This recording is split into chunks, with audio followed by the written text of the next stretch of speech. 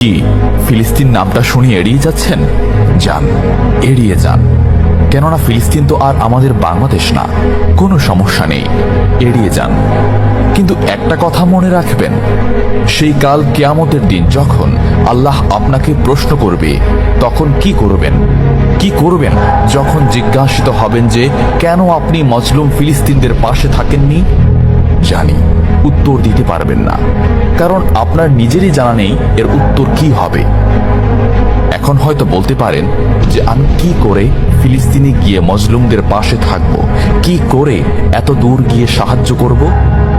হ্যাঁ, এইরকম প্রশ্ন যদি আপনার মনে উদয় হয়ে থাকে, তাহলে অবশ্যই আপনার মনে অলসতা আর বজ্রে ভরা।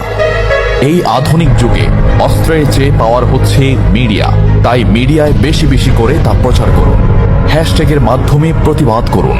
এই ক্ষুদ্র প্রতিবাদ একদিন অনেক বড় প্রতিবাদ হয়ে দাঁড়াবে। বিজয় একদিন ইসলামেরই হবে ইনশাআল্লাহ। এটা আমার কথা নয়, এটা এই মহাবিশ্বের প্রভুর কথা।